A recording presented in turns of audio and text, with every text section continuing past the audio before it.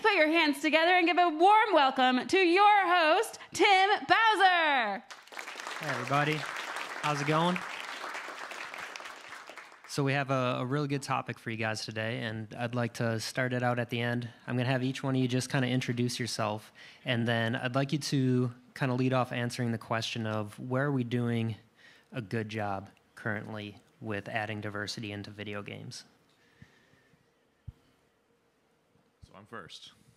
You are first. Okay, and my mic is now working. Great. Welcome. I am Aaron Cook. I'm a producer over at BioWare. And where are we currently doing good work in diversity and inclusion? That's the question? Yes. Okay. I think there's been a lot of improvements that have been made with regard to, the cast of characters in the various games, making sure that there's more walks of life being represented, more perspectives being represented.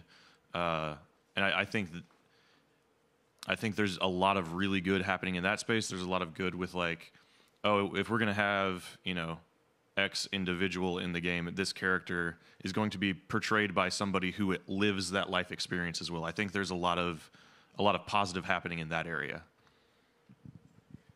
Hello, everyone. My name is Shantoni Grant, and I'm the director of esports at North Carolina Wesleyan College. My answer is going to kind of be different from his. So for us, I think in the collegiate realm, we're doing a better job with awareness and also giving resources and tools to high school and areas that are not really familiar with esports and how esports operate. So I think we're doing a very good job as a whole on doing that.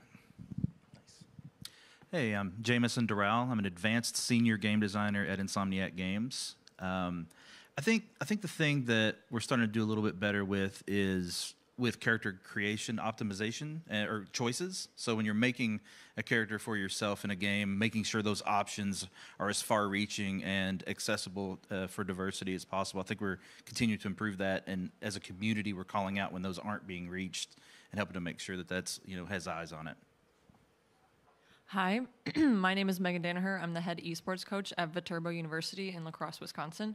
So in terms of kind of what Tony was talking about in terms of collegiate esports, we've seen a lot of improvements when it comes to women in gaming, especially when it comes to other underrepresented gender identities, sexualities in the esports space, especially on the student side. It's just finding those games that they find a connection with, kind of those games like Valorant, League of Legends, Apex Legends, where they have a diverse cast of characters, which that is kind of their gateway into saying hey, I see myself in this game. I wanted to take this to more professional level. I want to keep playing this game. I want to play the game that I love, and I want to get some scholarships while I do it. So that's what I find to be really awesome in what we're doing currently. Nice. So for this next question, you guys can answer it in any order that you want, but it kind of leads off of what you were just bringing up, and that's, does more diversity in games, does it come from more diversity at our students or at our studios first, so bringing in talent that are making the games that has that diversity, or is it bringing in or making games for users that drives more user and diversity that will then segue into more diversity in our industries? It's kind of a chicken and the egg topic, but I'd like to know your thoughts on it. Yeah, I would say you need both, right? And mostly because, for speaking specifically to game development, if you want to represent people properly, you need people that are of that type to do that, right? And I think we are getting better at not stereotyping and being sure that we get more authentic representation. But it takes the people that truly understand it and live it in order to, make that happen in the right way. Because if you don't, piggybacking off what he said, if you have people who aren't of those kinds of backgrounds and live that kind of lifestyle or whatever, it comes off as completely inauthentic. It's like you're going to a Mexican restaurant and the food is just they're not using authentic ingredients, and it's all farce, if you will. Anyone else? They took the words out of my mouth. I didn't want to say that, but I'll piggyback a little bit off of that. But it starts, like you said, it starts off with us actually wanting to do it, to create the diversity in the companies and hiring different diversities in the companies to set an example and also to be a living inspiration to other students to say, hey, I can do that. They did it, I can do it as well. There's literally nothing else to add. Like it's all been covered. Plus one heart. Yes, yeah, yes to all of it. So maybe you can lead into this one then. I think it's interesting to say that you can recognize when someone isn't telling that story that's lived it. So do you guys have an instance when you were playing a game, or of a game where you're like, they tried really hard but they fell short, right? I don't have a specific example, but I feel like it's hard to know how hard someone tried, because as an end user, you just see the results, right? And I think part of what needs to happen is that the recognition and the awareness and the talking freely about, hey, we're trying to do better with this stuff. Here's our latest example of how we did that. But in most cases, someone just picks up a controller and sees what the finished product is, and they don't know what went into it. They don't know. They just know what the result is, right? And I think we need to be a little more careful about how we get there and being a little more prominent with that. Nice. And even if you aren't someone who lived that experience or is of that identity, if you have someone in your studio that maybe is in a different department that could at least give you an informed background on what that looks like, instead of just saying yeah, I'm just going to assume that this is what it's like because this is what it looks like from the outside. And that just basically comes down to just stereotyping. And we don't like that.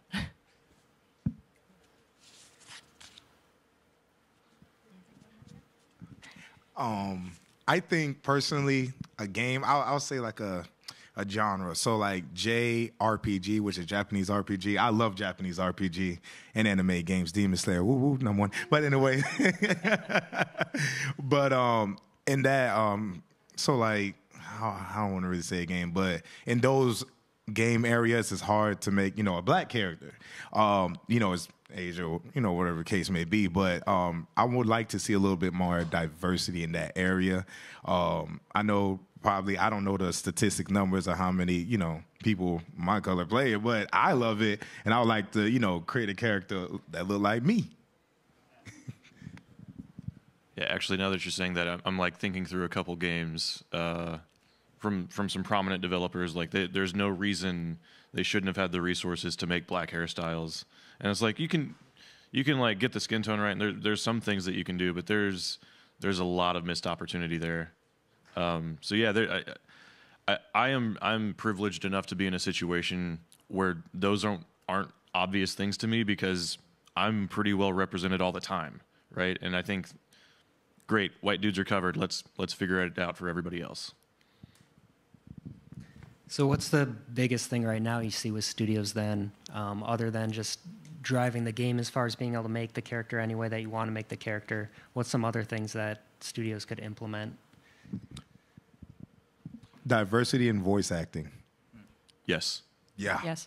Yeah. So there's, I have been fortunate to be a part of some discussions relatively recently around that specific topic with, and the audio professional that was in the call that was sort of elevating this as an issue was getting really frustrated because he's like, voice isn't a gender thing. It's not a skin color. It is a biomechanical, your throat is constructed in a certain way, and that means that you sound like XYZ when you speak. It's not like we need to divorce that from, just do voice ABC. Don't do male voice 1, male voice 2. That's not how voice works.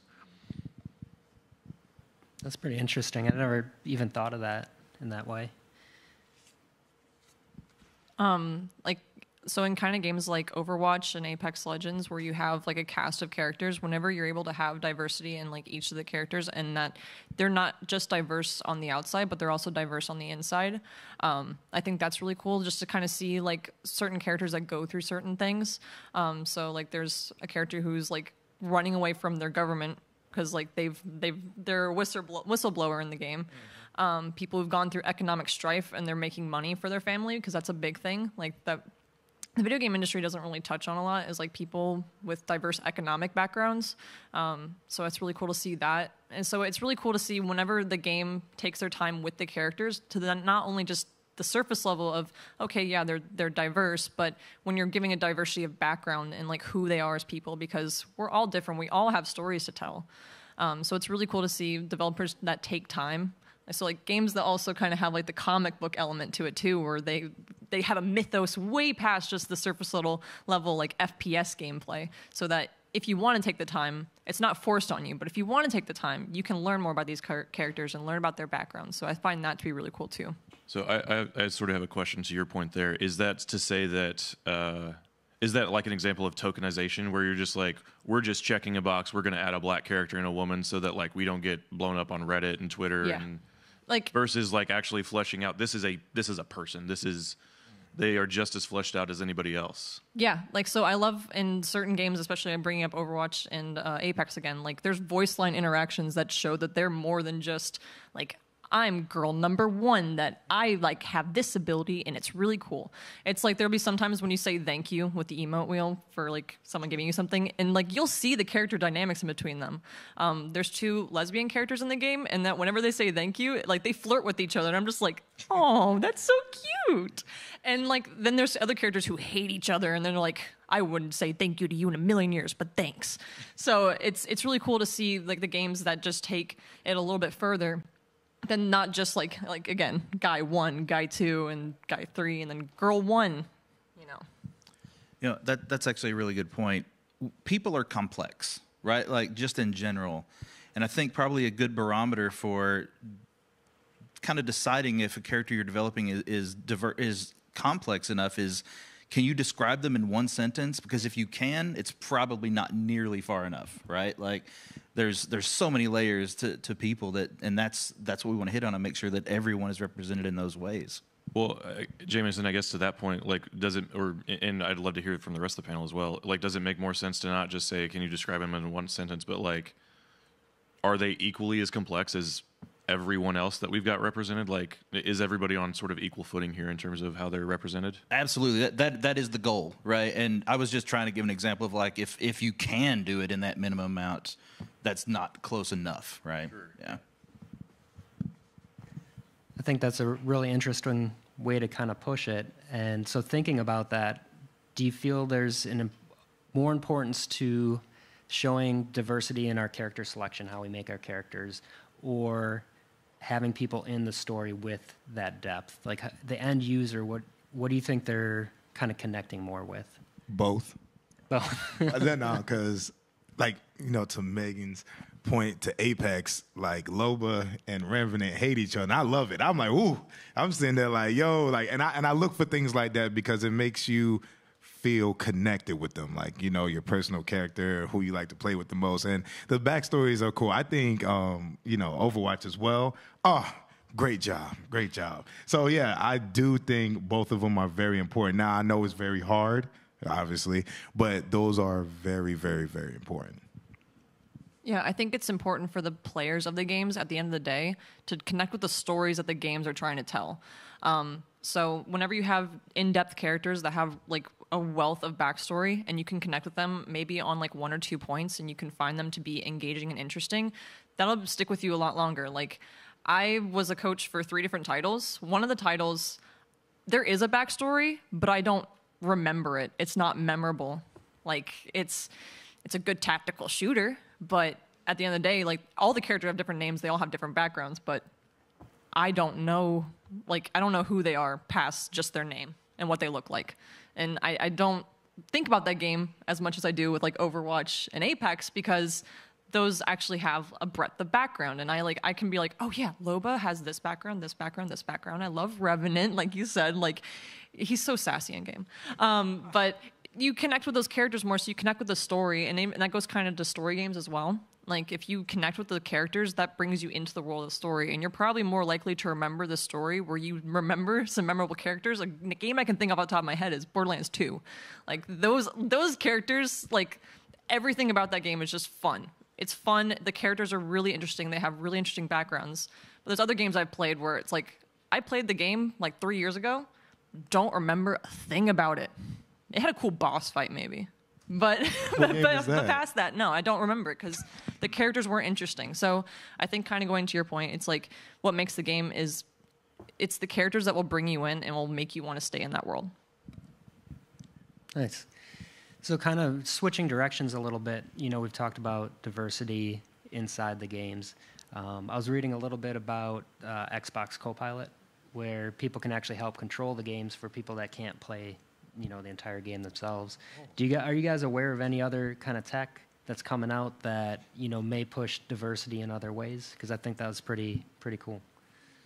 I mean, now we're talking accessibility, right? Which is a huge passion of mine. And I think we're in a renaissance of that for games right now, where we're seeing things like games having like a visual person do an ASL representation of what's happening in the game, so people that need that can see that on screen as they're playing and get that feedback, because we're finally acknowledging that even if it's a small percentage of players, we want to include as many people as possible.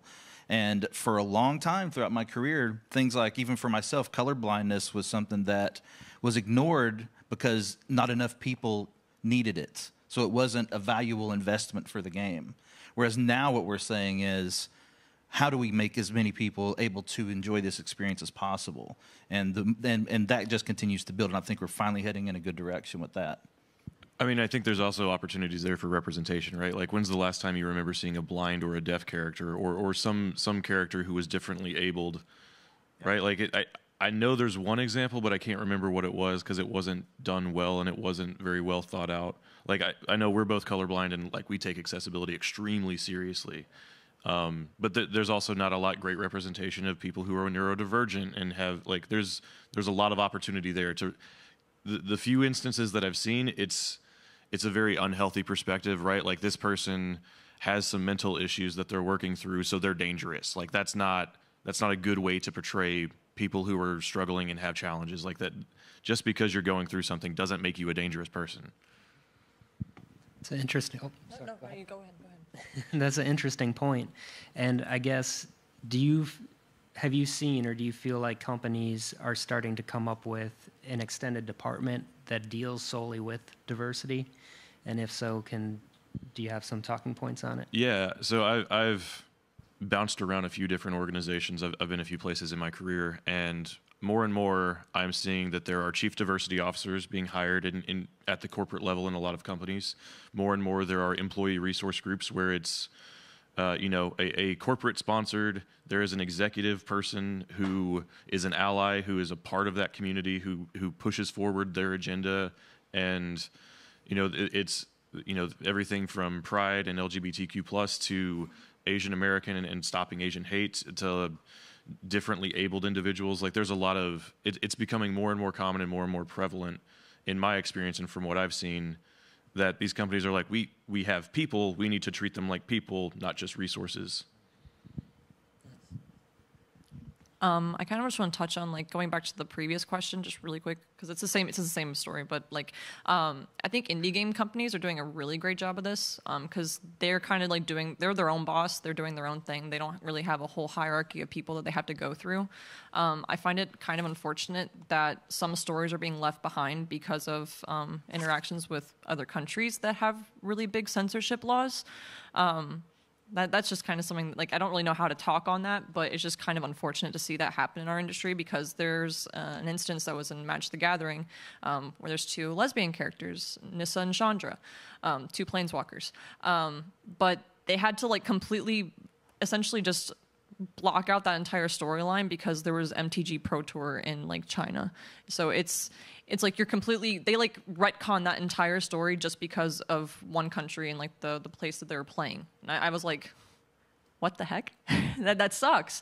And then, like, when people were like, hey, wait a second, where'd that storyline go? They're like, oh, sorry, we're going to put it back. It was just kind of we missed it. It was a mistake on our part. And it was like, you got to do better.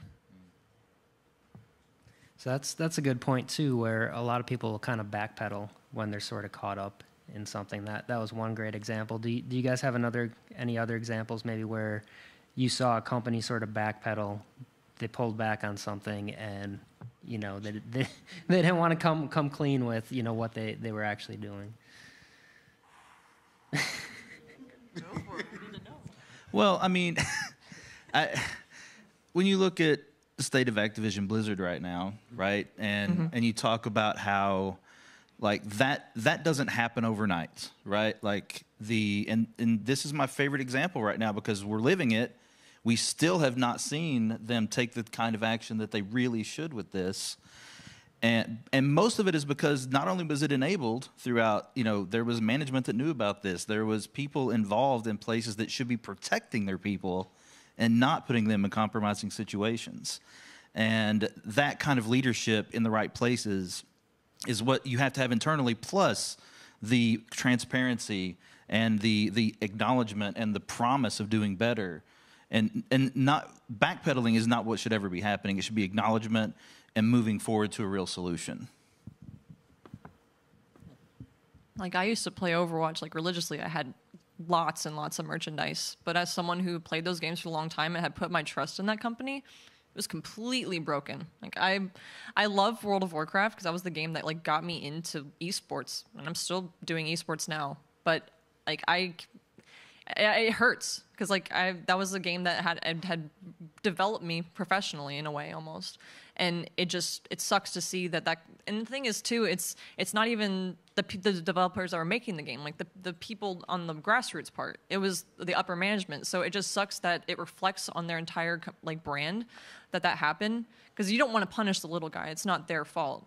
But because of upper management, it just soured it for so many people, and so many people felt just betrayed.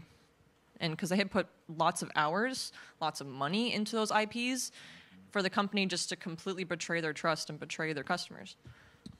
Yeah, I mean, to that end, so where I work, I've joined all the different employee resource groups that we have so that I can get all the different perspectives and learn. And because I'm very much in a position where, like, I have to continually educate myself. There's things that I don't know and don't understand. And when different incidences happen, I have seen members of, like, the Pride community talk about, wow, really, like, that is your culture, that's what's going on.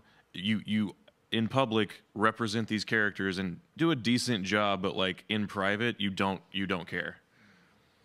So do you think there's coming back from that? I mean, I know Blizzard just went through a sale, and I think part of that was to kind of whitewash the issue, right? But do you see them being able to come back and recapture those people that were in love with their games a couple years back? I think this has gone beyond, like, a worker issue and, like, a like workers' rights and human rights kind of issue, and has become a PR issue as well.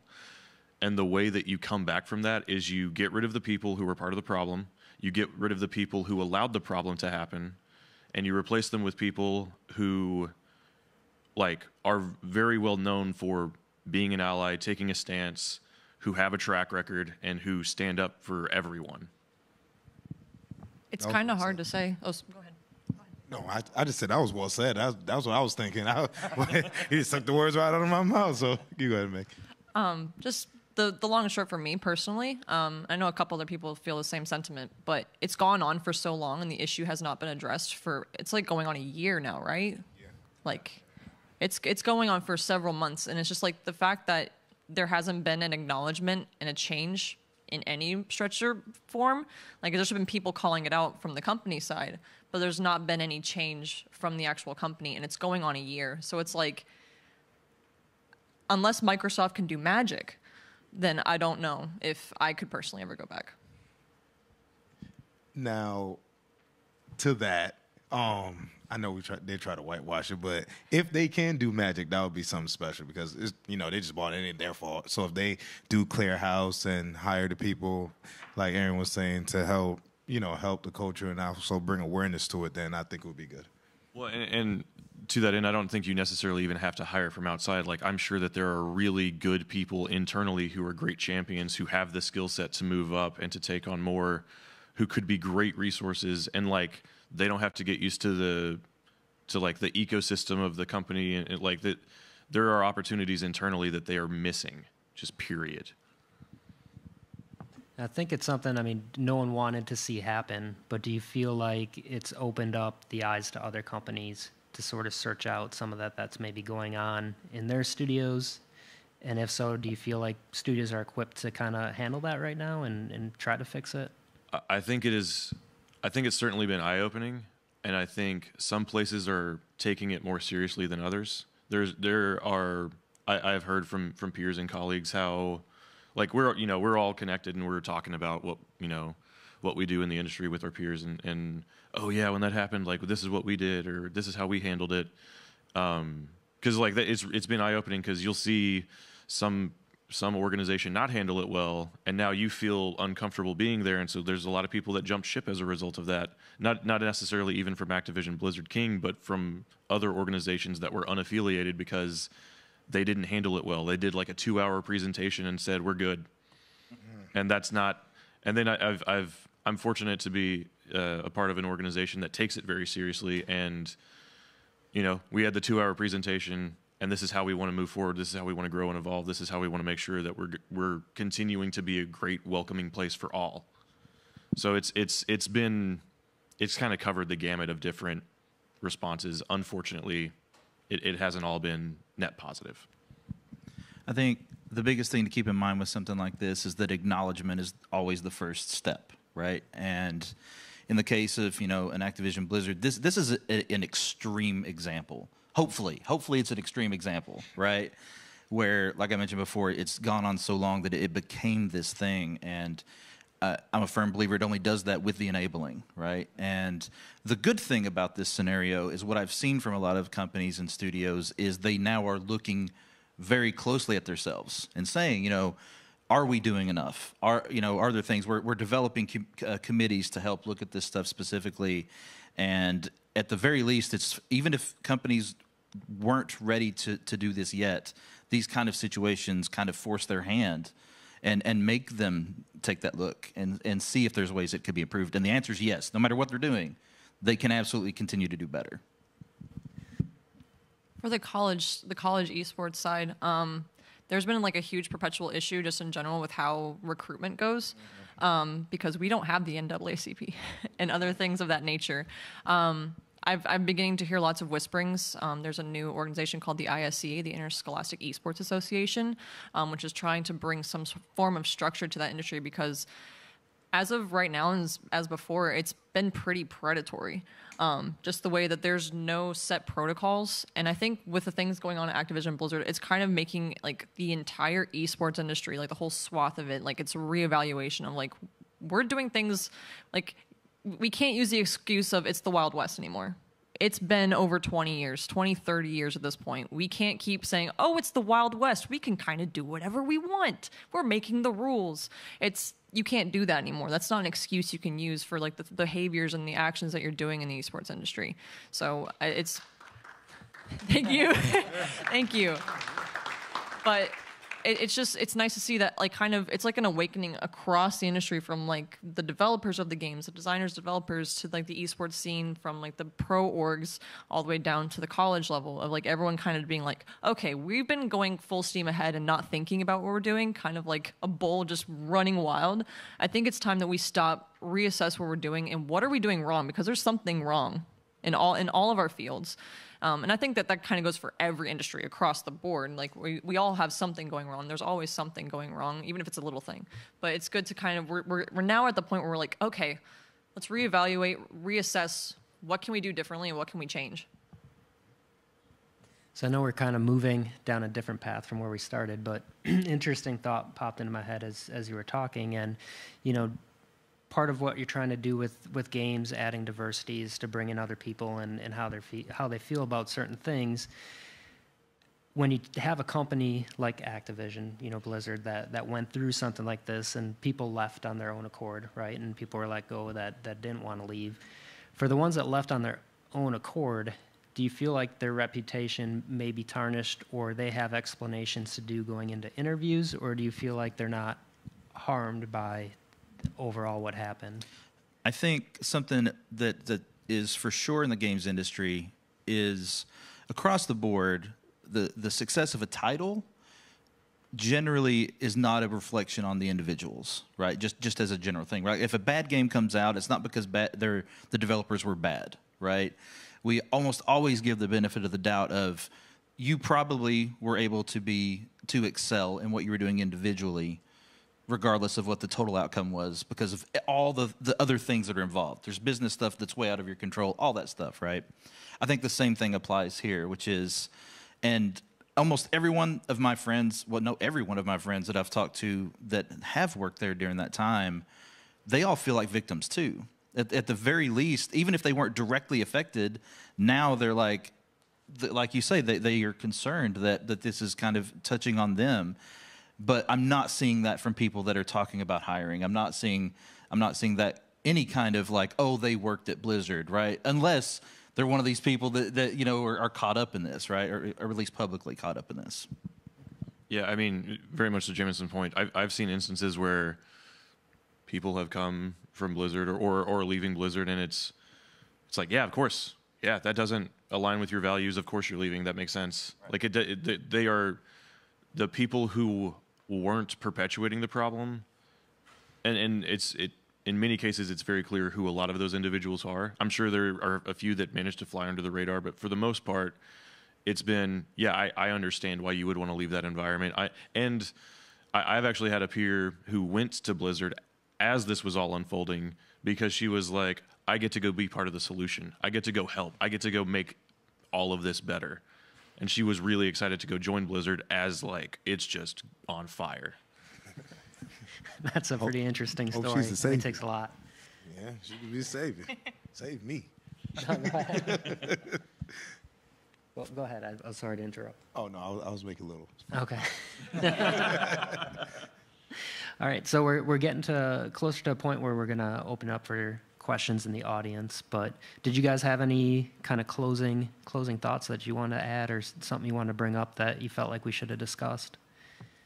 I definitely have a couple things I want to say. So, part of the reason I'm here, and I think Jamison as well, is, and not to say that like all people, we're not generalizing, but historically, white men have been part of the problem. We have to be part of the solution. We have to work with people. We have to understand their perspective. We have to educate ourselves. And I don't think that there's any way that real progress can be made without everybody being on board and understanding that we're all humans. We should treat each other with love, respect, and care.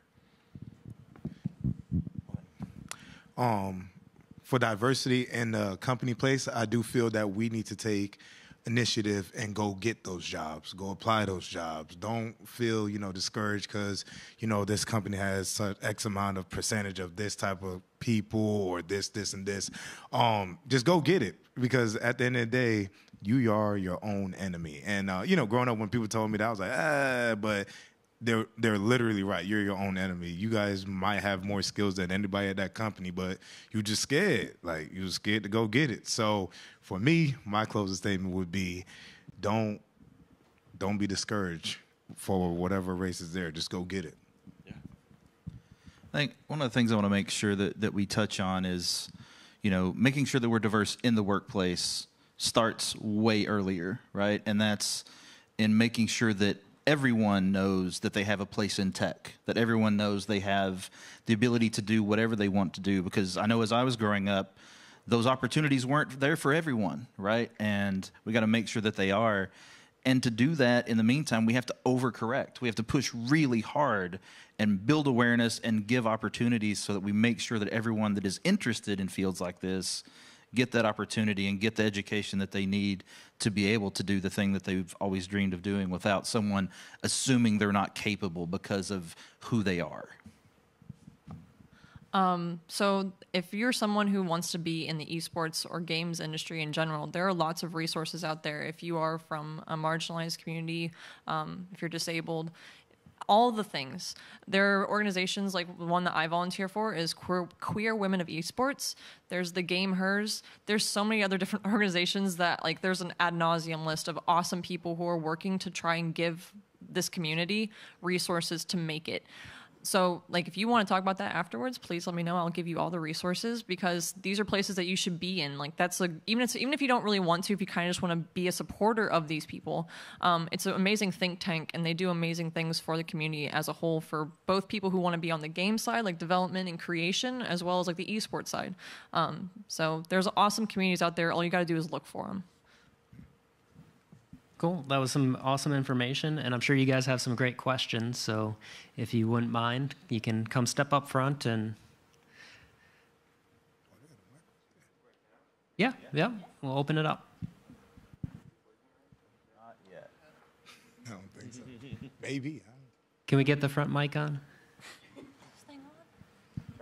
Try it again. Hello? Hello? Oh, yeah, awesome. I'm just going to adjust myself. Hi, guys. Thank you for being here. Very interesting topic. While you were talking about diversity and representation of people of different race, gender, and other types of identities, my question arose in my head. So when working as a content designer and making characters for an MMO game, I was designing characters and making missions for them that it would give to the player. And I wasn't looking at any sort of identity. For me, there were just not even a name. There was a functionality.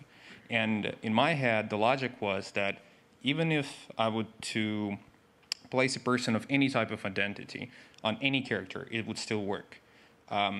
This approach in my head looked like the most safe one because everyone is equal and any person of any identity could support any functionality. But do you think it's important to actually think about identities of the character beforehand when making functionality? Do you think it's important to think of culture and how to avoid stereotypes when making characters? I think both are valid, but I think once an identity is assigned, then you need to get into the nuance, the different things that will resonate and be part of that shared struggle or part of that experience of being that kind of person, so that it goes beyond just being a sort of sanitized version of who that individual is, but there's a depth to who they are that others who are of a similar type can identify with them in a very strong way. And that takes them from being a character that was thought through sort of agnostically to a character that was thought through that has depth and can resonate with people and people can identify with.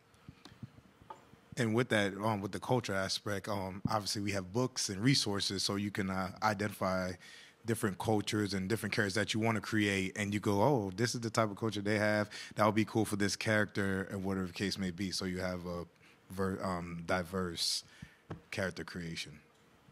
Okay, awesome. Thank you, guys. Thank you very much. Hey, guys. So I'm very ignorant of this whole Blizzard thing. I actually really don't know anything you guys are talking about. I'll try to look it up. I'm also bad at asking questions, so please don't be mad. But you guys talked about Apex Legends a lot and Overwatch, and I'm missing the connect of, like, when you guys are talking about that diversity of the game, right? Can I take this off so it's easier to talk? Pull it down and put it back. Okay. How important is diversity in the game? Because, like, when I play a game, I just want to escape the world and go off. I don't care what's happening. I just want to go and shoot, have fun. But like, is Apex and Overwatch succeeding because they have multiple cultures and stuff, or is it? Oh. Yeah, sorry. Think about it this way. So, I'm in a position too where, like, I'm very privileged. Like, I don't have to worry about certain things on a daily basis like other communities do, right?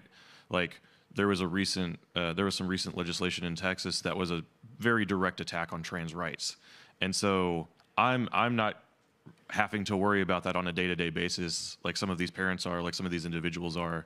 So there's what they need for that escape, what they need for that enjoyment is going to be different than what I need, because they have a different experience, they have a different way of living their life, because society doesn't treat people equally, unfortunately. So back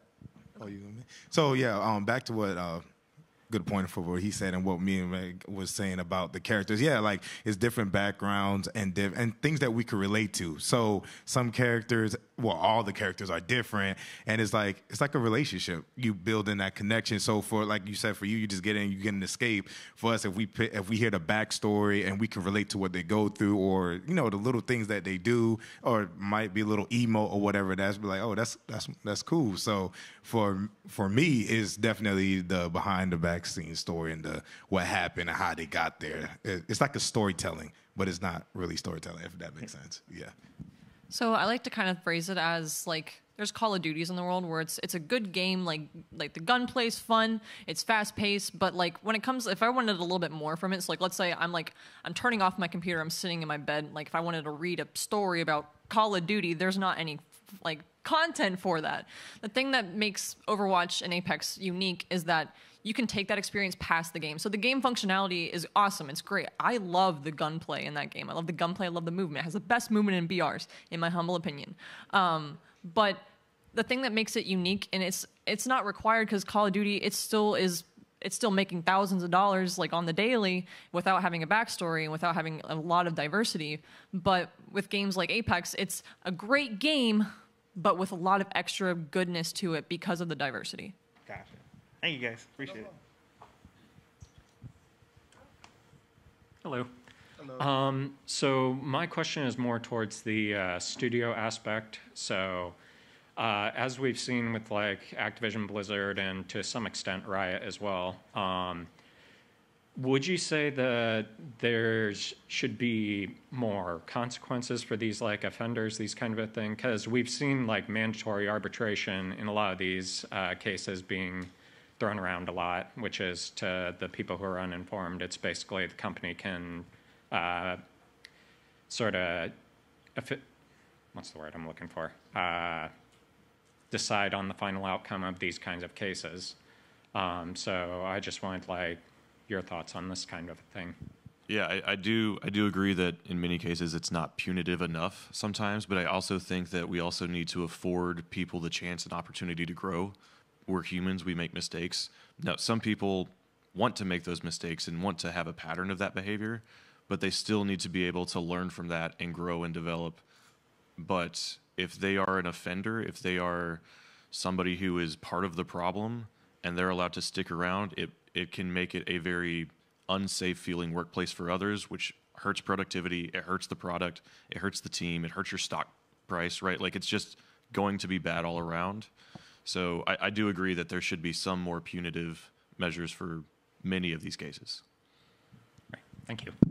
I just want to add real quick to that. I think we still have the difficulty of corporations and the thought is the safety of the company, right? And there's a whole lot of, if we go public with certain things, that's going to tarnish our brand and stuff like that. And throughout, the last several decades, let's sweep as much stuff under the rug as we can. And I think that mentality just has to change across the board. And whatever that means as far as like what the right way is to fix that has to be pursued. But that comes from the top, right? And that's, and like, I'm not here to judge, right? And say what the punishment of something should be as much as saying, acknowledge it, fix it as best as you can, and then figure out ways to stop it from happening again. Thank you. Speaking of diversity, there are always also cases of where like the story of a game or the way the game was affected by lack of diversity, like people who like I heard the story of how originally Assassin's Creed Origin was supposed to star Aya, who was the assassin Amunet, who has been a part of the story, and I don't remember who it was, but it was some of a high position who said that woman wouldn't sell. And has there been more than one occasion where that has been the issue and such? I can jump in. Yeah, so I think there's some flawed thinking from a business standpoint on a lot of those issues. Like there's been several instances where people have said female protagonists don't sell, but Tomb Raider's super successful. Aloy from Horizon Zero Dawn and Horizon Forbidden West was on the cover of Vogue in Italy, right? Like there's clearly an interest in representation for female characters. There's clearly an interest in representation of Black and Asian and trans and across the board. There's an interest in having different perspectives and different characters represented very well. It's when you get into otherizing and tokenizing people through characters that doesn't sell, because you're just sort of being condescending and you're not taking the time to value those communities and those individuals for the humans that they are. Or there's also like the instances where people are just brought down like to just the basis of their gender, where it comes to like females only wearing a bra and underwear for combat in like any of those MMORPGs, where it's like the men got big metal armor and a big sword, and like the girl pops in with like just a small bra and like panties essentially and a staff, and it's like, I don't think she's gonna survive a war. I think she might get hurt, but it's kind of like that thing. It's kind of like the flip side of like, well, yeah, those games like Tomb Raider is really a good representation because the character's good, but like the design is kind of, that's a little bit interesting. Yeah, speaking of the like bra and panty armor thing, I actually like the way that Final Fantasy XIV handled some of that, where like we're gonna have these super sexualized outfits for men and women, right? Like we're gonna have these super awesome like bulky armor sets for men and women. Like it's if you want to make a sexy character, you can do it with any gender. Yeah, I love that. That you want, right? Like make it do both ways. Yes. Because like that's the one thing, especially in World of Warcraft, it'd be like you put on an armor set on a male model, and it would be like, again, it'd be bulky armor pieces. You put it on the female model, and it literally turns into bra and underwear. I'm like, I got it from the same boss. How did the cosmetic change? Hey, isn't Elder Scrolls also a good example? Or You mean Elder Scrolls Online? yeah. Yeah.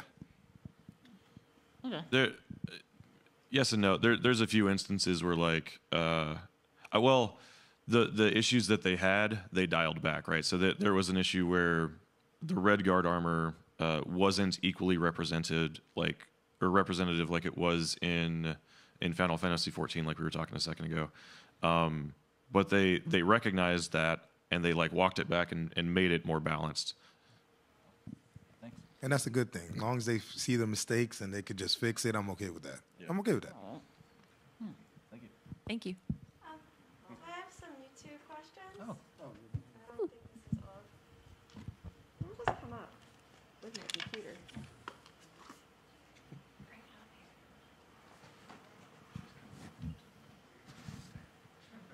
Yes. Very awkwardly done. But Liz actually was interested in a comment you guys had made a little bit ago about the NCAA and its inclusion or exclusion of esports, not the NAACP. Yeah, I messed that up. That was my bad. Because she was just kind of, she just knows that the initialism is very close, but she just wanted to, like, I don't know, distinguish the good between the two and the causes they support. So, but if that was just a mistake, I don't know. The all question. Yeah. Me to speak on it first? You want to let you to go first, 'cause I talk a lot. But it's interesting. Can you say that last part about that? You said NCAA? NCAA and then versus the NAACP. For esports. So from what I know, from my acknowledgement, esports does not fall under NCAA, right? So I know for NCAA, they have Title IX. They have different titles to help, support different gender, races, and women's rights and different things like that. So what she was saying is that the excuse was, we're the Wild West, we ain't got that many rules, whatever the case may be. And now we're starting to dial and bring those things to awareness. Like, no, people are toxic. People say these things to make other people feel uncomfortable in the collegiate realm. Because, like I said, we don't fall under NCAA. So realistically, we don't have any rules, air quotes, but we do have rules. And most schools kind of, so for my school, when we did the varsity esports sides, the athletic director was like, hey, Shantoni, we need to follow these rules and make sure nobody gets out of line with those things. And I was all for it. I was like, okay, cool. I thought that was the standard. You know what I'm saying? So as far as everybody else's institution, I'm pretty sure they follow the same things. But esports itself is slowly developing their own Title IX, so to speak, to protect all different race and genders and sexuality. Yeah, speaking to that, it's like I've just heard stories from other universities that know of other universities, because we don't want to talk about ourselves, of course, right? Like as in other, yeah.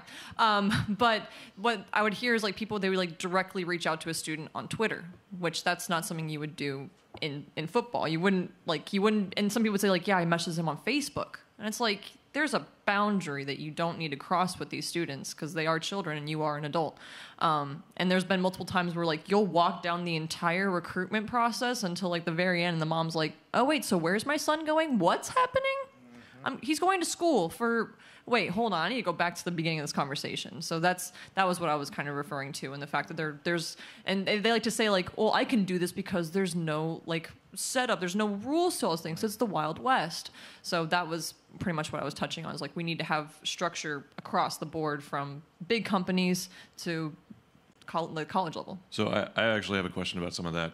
Is it a situation where, because like the NCAA has its issues with student athletes and some of the, are you hoping that esports gets under that umbrella, or that a very official organization that can have some oversight to prevent some of those types of issues? Yeah. Is that what you're looking for?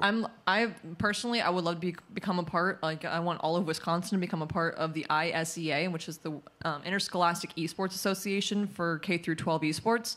Several states have already kind of like gotten their organizations set up in that organization, and they've pretty much like kind of shown a blueprint of what the recruiting season would look like and how recruiting would be done, and like what like the dedicated times that you would have to be able to talk to students and how students would be communicated to by administration.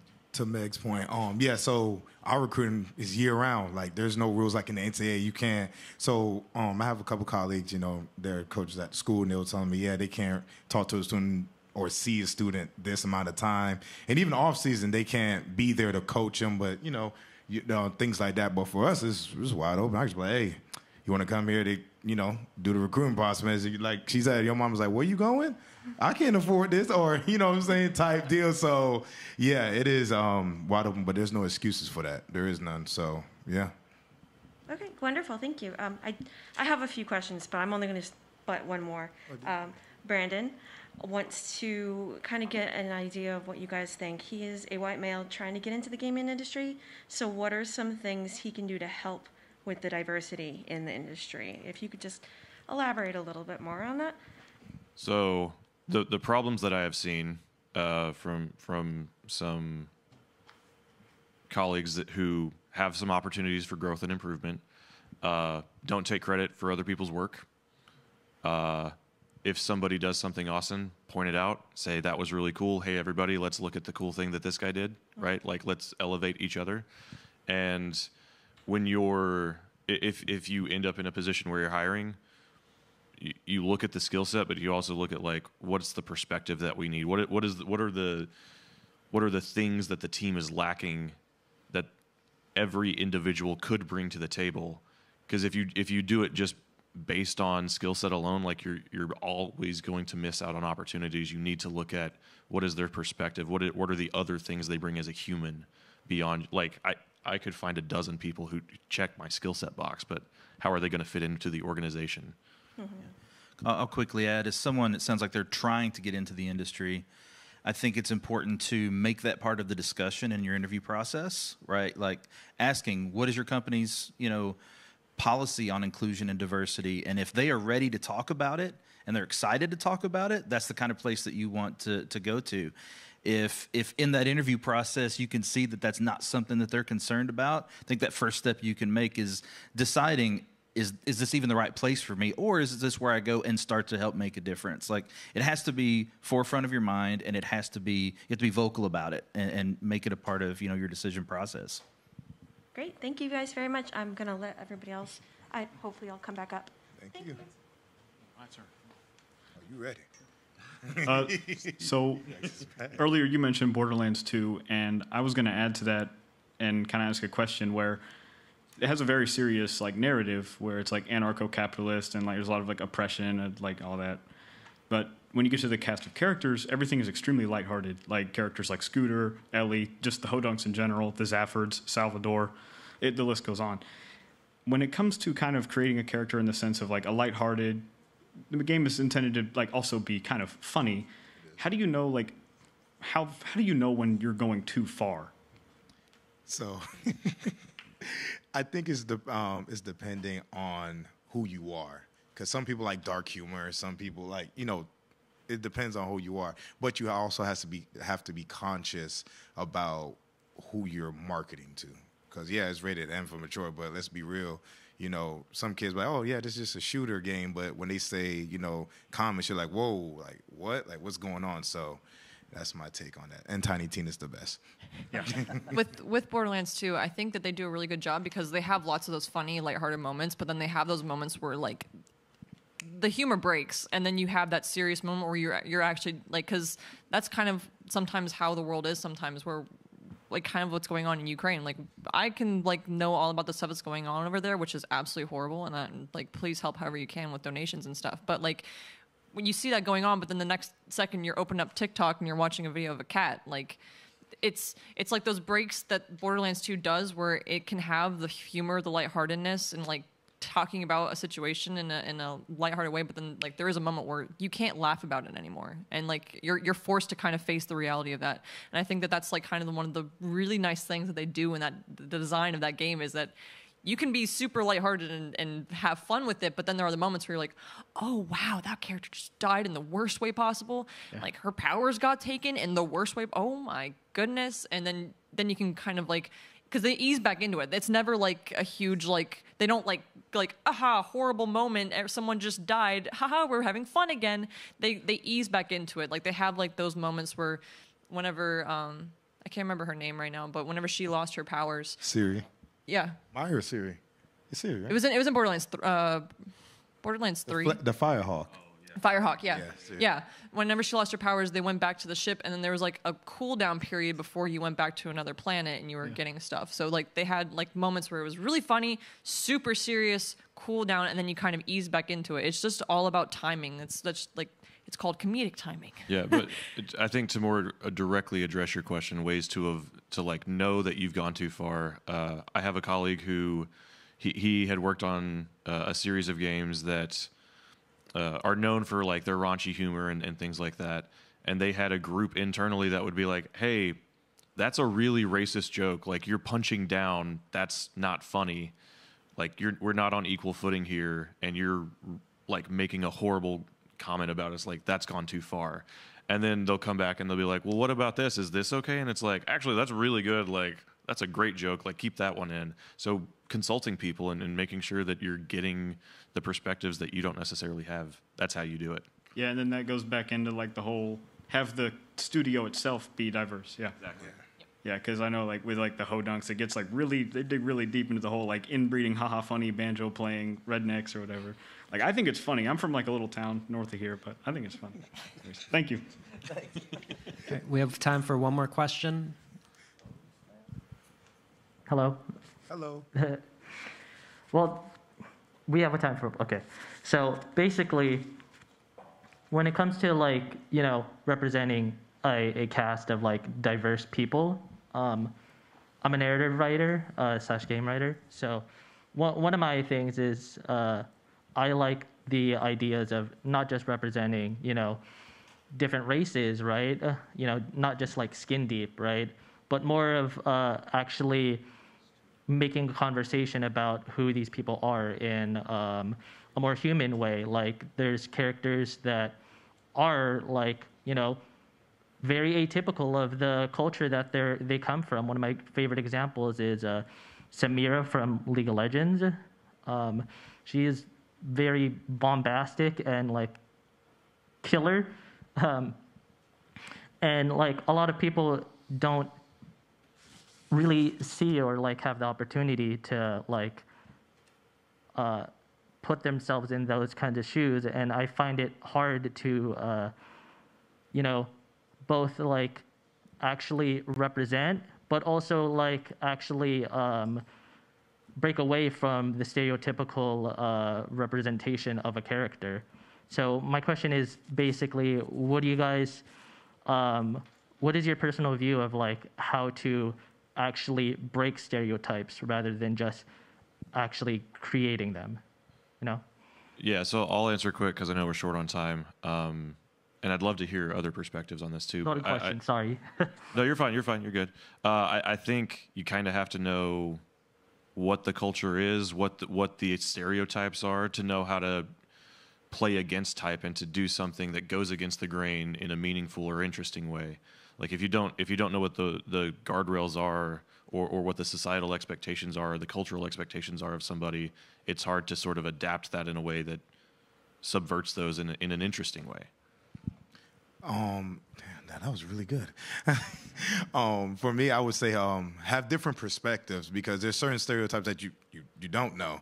So, you know, for whatever character or whatever you're trying to write about, have different perspective, or interview different, you know, people in their culture. Like, hey, what, is this too far, or is this funny to you guys? Like, let me know, so then you'll have different feedback, and then you could go off those feedbacks, and you won't step on anyone's toes.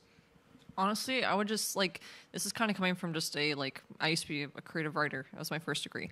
Write an initial summary, what the character does, who they are, kind of right above them, and then ask people who are in that community or identify with that identity and say hey, am I missing something here? Are there things that I should be taking out? Kind of exactly what they were saying. But I think that you should already have things of substance that kind of what your vision is, because you want to have your creative flair on it.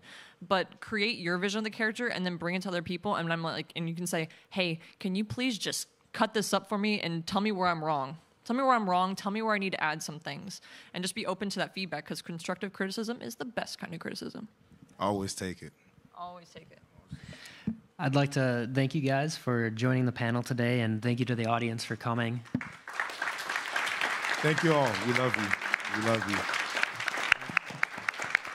I know this isn't always the easiest topic for everyone to kind of tackle, but I think the more people talk about it and become comfortable with it, we can make solutions. So thanks again.